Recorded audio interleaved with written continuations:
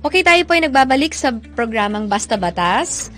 Ang ating pong guest this evening ay imported. But first, before I continue with my interview,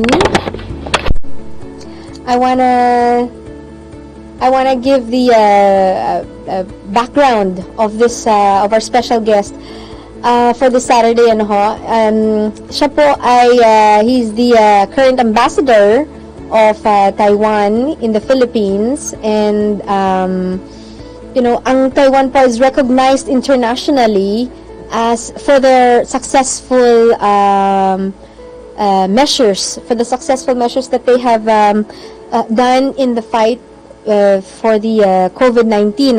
So international po yan ang recognition sa kanila, kahit na medyo naging sensitive ang mga issues na binabato sa kanila. They were able to successfully contain yung virus at the onset po ng pangyayaring itong pandemic na ito.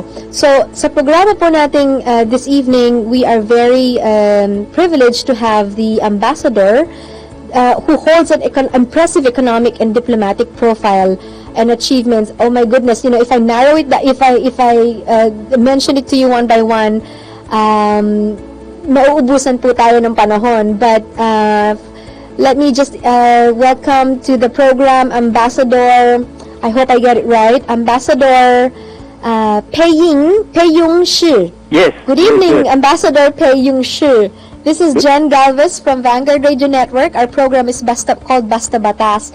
We discuss specific laws in the Philippines, but this evening we want to give a special opportunity to Taiwan, to your country, in recognition of your successful handling of the COVID cases. In Taiwan. Good evening, sir. How are you? Fine. Good evening, Jen. Magandang gabi. Oh. I hope I called my friend Attorney Changlin and ask how I could say good evening in Chinese. But sir, I want to ask you before anything else, I want to ask how have you been during this lockdown period? I'm fine, and thank you for asking me. We still come to the office, and some of my colleagues, they stay at home, work at home. Yeah, and some of them they come to the office every other day. So we do hope to see the lockdown could be lifted as early as possible, so everything could go back to normal. So it's on skeletal force, you mean, sir? Yes. Okay, sir. How is the situation in Taiwan these days? Okay, Jen. People in Taiwan are still enjoying relatively normal lives. People take public transportation, go to work, go shopping, go to the movies, night markets, and barber shops, enjoy food at restaurants, and the students go to school, and so on and so forth. But the government keeps on reminding the general public to wear masks, keep social distancing, wash hands, and avoid mass gathering. Up to May 7, 2020, we had 440 confirmed cases, and nearly 80% of them are imported cases, and 77% of them were discharged from the hospital. The number of new cases in Taiwan is rapidly declining, to the point that we have had no new cases in almost 1 week's time. With the above-mentioned facts, Taiwan Central Epidemic Command Center has announced to end certain preventive measures. For example, our nationals who are stranded in Wuhan, China, will be able to return to Taiwan on their own. Also, up to 1,000 fans are allowed to enter a stadium to enjoy watching baseball games. Yeah, that's the situation now in Taiwan. I see. So, compared with other countries, it's very clear that you have this is your new normal, sir, if I'm not mistaken. Yes. But you've successfully managed it. Please, can you walk us through how? Let's go back a couple of weeks or a couple of months earlier. How was the preparation? The moment that you received the news, how was the preparation of Taiwan? Can you please walk us through? Okay, Jen, no problem. I would like to share with you the important timelines and the measures we implemented to contain the spread of the COVID-19 as follows. On December 31st, 2019, when we learned atypical pneumonia cases in Wuhan, China, we immediately informed World Health Organization and the China CDC via emails. At the same time, our officials boarded planes and inspected passengers for fever or pneumonia symptoms on direct flights from Wuhan. On January 2nd, 2020, we strengthened the suspected case reporting and hospital infection control of healthcare system. On January 5, 2020, Advisory Committee on Atypical Pneumonia in China was formed by Taiwan CDC. On January 7, 2020, Travel Notice Level 1 Advisory for Wuhan was announced by Taiwan CDC. On January 15, 2020, Class 5 Infectious Disease was announced by Taiwan CDC. Under the Communicable Disease Control Act, the government is required to formulate preventive and control measures. On January 20, 2020, Travel Notice Level 2 Alert for Wuhan was announced by Taiwan CDC. On the same day, Central Epidemic Command Center was established by Taiwan CDC. On January 21st, 2020, Travel Notice Level 3 Warning for Wuhan was announced by Taiwan CDC. On January 22nd, 2020, emergency meeting of Taiwan National Security Council was summoned by President Tsai Ing-wen to integrate and coordinate inter-ministry efforts on the containment of COVID-19 outbreak, financial relief, and economic stimulus. On January 30, public health emergencies of international concern was announced by WHO. On the same day, tours to and transit in China were suspended. On February 6th, we banned Chinese nationals from entering Taiwan. Sorry, sir, that's February? February 6th. February 6th. Yeah, we banned Chinese nationals from entering Taiwan. Foreign flag crews were also banned from docking in Taiwan. Starting from February 7, all foreign nationals who in the previous 14 days had visited or resided in China, including Hong Kong and Macau, were prohibited from entering Taiwan. Starting from February 10, direct flights to and from China were suspended, except 5 airports, that is Beijing, Chengdu, Xiamen, and 2 in Shanghai. Starting from March 19, foreign nationals were prohibited from entry without special permission. All inbound travelers are subject to home quarantine for 14 days. On March 21st, Travel Notice Level 3 Warning for all countries was announced. Starting from March 24, airline passenger transit through Taiwan was suspended. I would also like to share with you Taiwan's strategies for combating COVID-19 include, first, optimization of border quarantine, travel, occupation, contact, and cluster history and health checkup. Enforcement of 14-day home isolation or quarantine, including contacts of confirmed cases, passengers from epidemic areas. Mobilization of healthcare system for infectious disease. 20,000 isolation rooms with 14,000 ventilators. Enforcement of social distancing, keeping a queue distance, avoiding large-scale gathering. Economic relief stimulus, financial support for families and business in need. Research and development of rapid diagnostics, antivirals, and vaccines.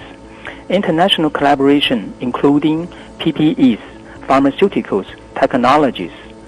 Now we have joint research with the US and European countries. From day one, Taiwan Central Epidemic Command Center has been holding a daily briefing, sometimes even twice a day, to inform the general public of the most updated information on the COVID-19 in Taiwan. The briefings are live streamed on the internet. Our government has used all sorts of communication tools to make known the updated information to the general public. Therefore, people in Taiwan can easily access the most updated and correct information. people in Taiwan also understand what the government's policy and the measures are. With such trust, we will not be panicked and are willing to cooperate with the government. Ambassador, you mentioned the word trust. Yes. The public, I suppose that your public has a high level of trust in the government. Yes. As seen as the way you have handled the crisis. Yes. I also read in one article that your government is implementing or utilizing technology Yes. particularly for those who are quarantined. They're asked to put a gadget. Can you elaborate on that? Okay. I think we call later. I will talk about it. I think we use we use the phone tracking. Yes, but and also digital fence tracking. Yes, but is there no issue based on is there no issue on privacy? I mean, are your citizens okay with that? I mean, do they feel like are they scared? Are they thinking the government is closely monitoring our actions? I don't have privacy anymore. Isn't that an issue with regard to all of this? No, I think our citizens, they have no fear of this kind of tracking because they know the government is trying to protect everyone. So to protect everyone, we have to make sure those who is under monitoring should be known whereabouts. Yeah, so that not only try to protect other people, but also to make sure they can protect themselves and their families. It's good that there's no abuse on the side of the government utilizing that technology. But moving forward to another question, Ambassador. Yes. Others say that I've heard this before. The local mayor of Baguio City said that here in the Philippines, he said that this is an unconventional pandemic or approach. Unconventional disease. This is not a normal flu, flu-like disease. No, it's not. It's not like that. It's something more serious, and therefore, there should be the approach should be out of the box and unconventional. Yes. Given the scale of threat of this pandemic. What have you been doing? What is your government doing in terms of international interaction, international collaboration? Are there any of such? Okay. First of all, I would like to also emphasize that 17 years ago, that was in 2003, if you still remember the severe acute respiratory SARS. syndrome, we call it SARS, taught Taiwan a lesson. During the SARS period, we lost 73 lives, including 7 frontline health workers. 73. Yes, and shut down a hospital. The lesson from the SARS outbreak made us understand that we can rely on ourselves. Ever since then, we have reviewed and upgraded our disease prevention measures in preparing for future emerging infectious disease outbreaks. Major measures are in the following. Continue to monitor emerging infectious disease in the world, especially populated countries in the region, such as China. Optimize border quarantine. Strengthen infectious disease reporting and healthcare system. Put response plans of emerging infectious disease into drills. Update laboratory for early detection and diagnosis. Promote comprehensive public health education for school children and the general public. Implement open and transparent information sharing. Enhance international collaboration in pandemic containment research and development. SARS tragedy also prompted us to be much more vigilant on the outbreak of the emerging infectious disease from China. Taiwan is not only geographically close to China, people-to-people exchanges are also very frequent. For example, over 1 million Taiwanese people are now living, working, and studying in China. In addition, over 4.3 million tourists from China, Hong Kong, and Macau visited Taiwan in 2019. When a Taiwan CDC official unintentionally found out that there were 7 atypical pneumonia cases in Wuhan, China on December 31st, 2019 from the internet, we highly sensed that it could be a serious one and started taking ongoing precautionary measures ever since. Taiwan's Central Epidemic Command Center has rapidly produced and implemented a list of at least 124 items in a 5-week period, including border control from the air and the sea, using new data and technology to identify cases, quarantine of suspicious cases, proactive case finding, resource allocation, reassurance and education of the public, etc. Taiwan's successful story is widely shared around the world. I think the key factors can be summarized into 3 T, namely transparency, trust, and technology. I would like to give you more details on the 3 T's. First, transparency. As I mentioned before, our Central Epidemic Command Center holds daily briefing to inform the public of the updated COVID-19 situation and what preventive measures that the government has been taking. Trust. With transparent information, our people trust the government and are willing to follow the rules and even do more. People are wearing masks, shops, schools, institutes, companies and department stores, etc. measure body temperature of students, visitors, employees, and customers. Third, technology. As you are aware, Taiwan is a country with advanced ICT, R&D, and manufacturing capabilities. We are able to merge big data in our national health insurance. The national health insurance, we started it back in 1995, and the Bureau of Immigration to design the high-risk patients warning system and the real-name mask rationing system. Taiwan also used mobile phone tracking, digital fence tracking, and a health reporting system. With the above-mentioned concerted efforts and ongoing cooperation among the government, medical professionals, private sectors, and the society at large, Taiwan is able to contain the spread of COVID-19. So let me just recap that. That's 3 T's, no? Yes. Ambassador, it's transparency, trust, and technology. It's interesting because, trust requires, it's a two-way relationship, right?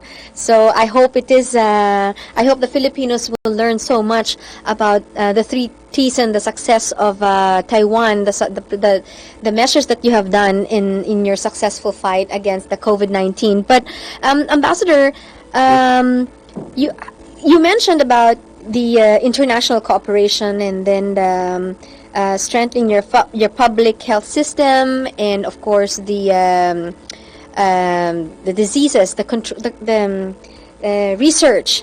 Yes. In relevance to the World Health Organization, we understand the situation between China and Taiwan, but how is your relationship? How is Taiwan's relationship now with the leadership of the World Health Organization? Okay, thank you for asking me. I would like to be very frank and honest with you. Please do so. In fact, the World Health Organization has been taking a very rigid position on Taiwan and very unfriendly to Taiwan. The WHO often ignores communications from us. Due to political barriers, Taiwan is not invited to attend the annual World Health Assembly and has extremely limited participation in the activities, meetings, and the mechanism of WHO. Even we made requests, but WHO sometimes they just not only ignore, sometimes they don't actually reply to us. Taiwan's 23 million people are still left in the cold, purposefully neglected by World Health Organization. The truth is that Taiwan is not able to contribute the best practices because WHO still puts political considerations before health cooperation. I would like to say Taiwan is willing and looking to continue working with bilateral and multilateral partners including the World Health Organization, to defend global health and continue the spread of COVID-19 pandemic.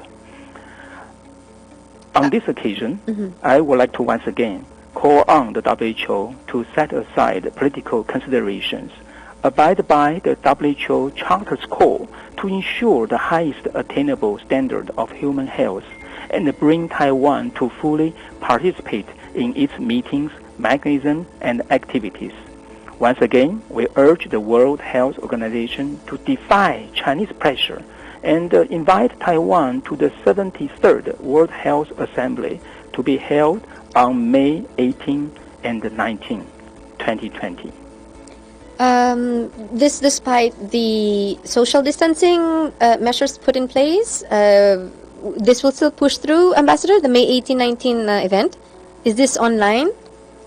You mean the meeting? You mean the World Health Assembly? Yes, sir. Yeah, it's online. It's an online meeting on May 18 and 19, but Taiwan hasn't yet received the invitation. Correct. It's very unfortunate that World Health Organization leadership puts politics before lives, public lives. Sir.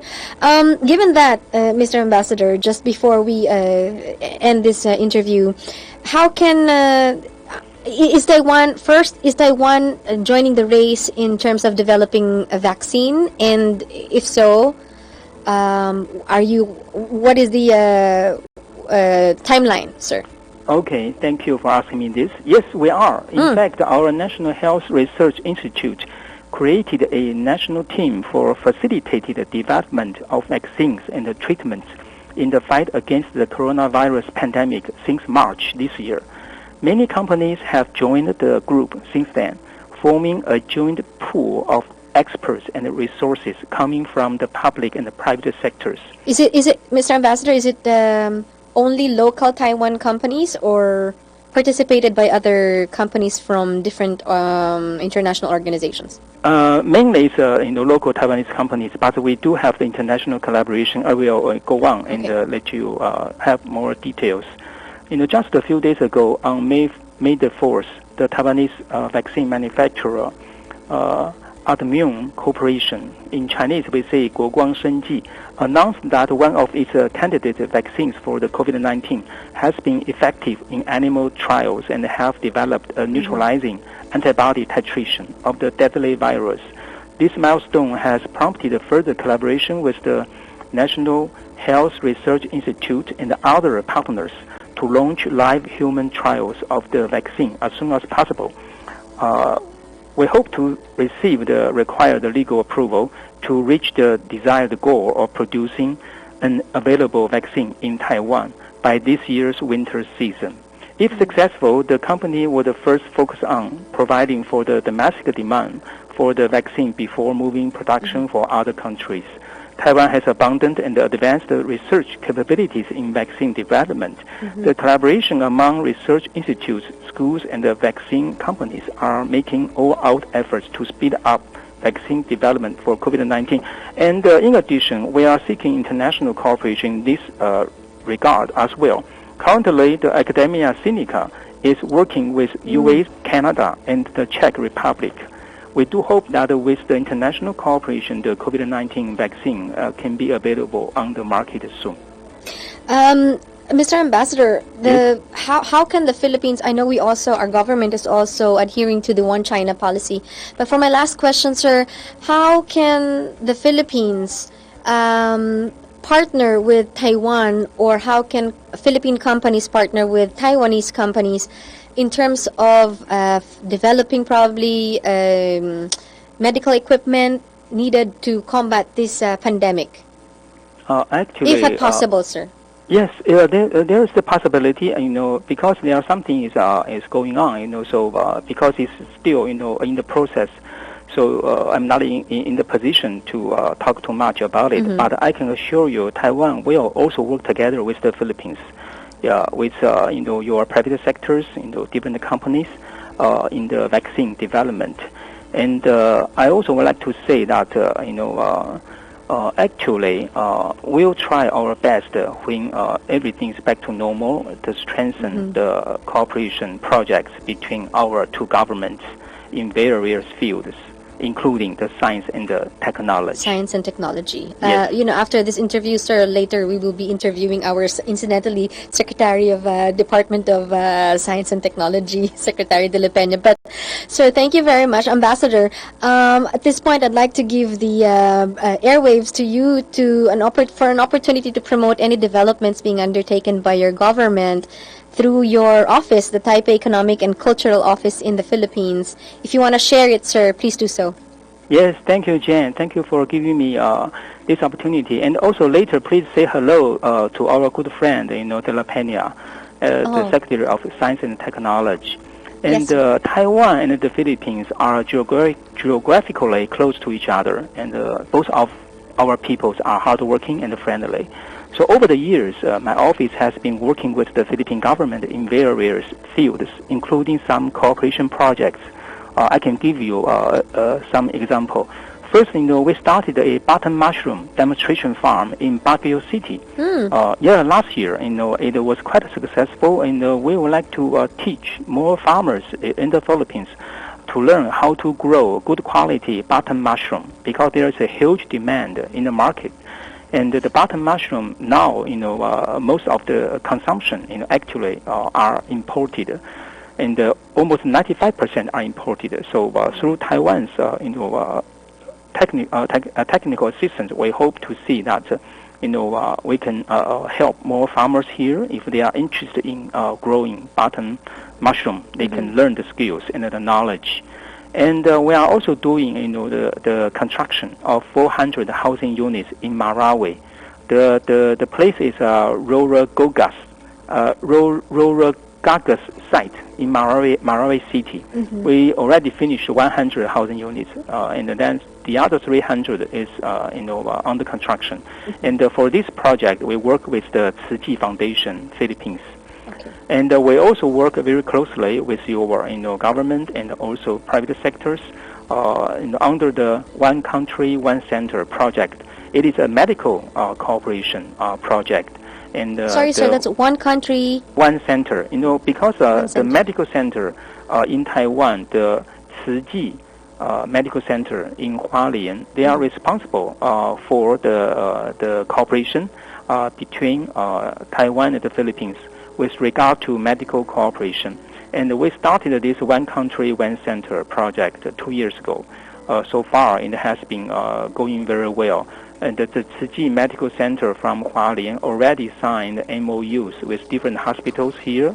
Like they signed the MOU with your NKTI, and also with Chinese General Hospital, and also with Medical City, and so on and so forth. So we hope to see the medical cooperation between our two countries could even go better, and we can do more. And another very important one we are trying very hard, and before the COVID-19, is the universal healthcare coverage IT system cooperation. We already talked to your field health.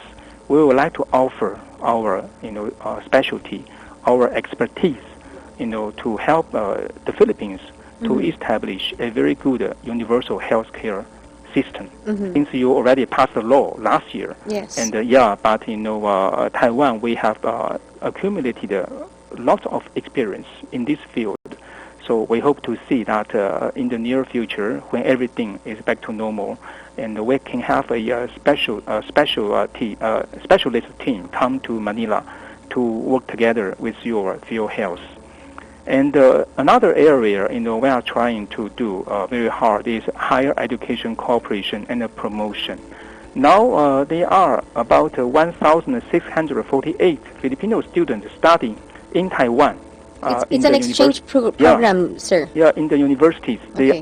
They either pursue the undergraduate degree or master degree or PhD degree. Yeah, I would like to say the Philippine students are very potential, very smart. And so Thank you. in this area, the higher education cooperation and the promotion, we are going to work harder.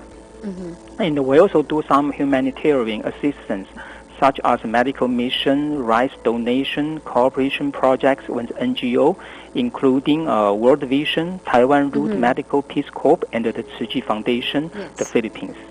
So I hope that the threat of COVID-19 would end soon, so that the delayed cooperation project between our two countries could be resumed as early as possible. That's a lot, Ambassador. Thank you very much. Oh my goodness. You're very welcome. Ambassador, I also want to thank. I also want to take this opportunity to thank Attorney Joel Chiang Lin and the past president of the Taiwan Chamber here in the Philippines, Mr. Luis Chiang Lin. They were the ones who helped me facilitate this interview, and also with your Deputy Director for Press Division Office, Mr. Wei Chung Chang. Yes. I cannot finish this interview without mentioning them. And also a listener from Taiwan, Marires Baladyama. So she's on Facebook. Thank you. We will extend your regards to our DOST Secretary in a little while. You. But thank you very much, Ambassador. Vanguard Radio Network is very much open, wide open for any developments that you want to promote with regard to your cooperation here with our government, and anything else that you want to inform the public, the listeners of Vanguard Radio Network. Sir, thank you very much, and please do keep safe. Mabuhay po kayo. Maraming salamat. Sheshe, sir. Sheshe. Thank you, Jane. Thank you. Salamat po. Mabuhay and stay safe. Thank you, thank you. Thank you, Jane. That has been the ambassador of Taiwan to the Philippines, Ambassador Peyung Shi. Akala nyo, hindi ako marunong mag-Chinese. Magbabalik po ang Basta Batas. Kasama natin mamaya si Rico John from Baguio.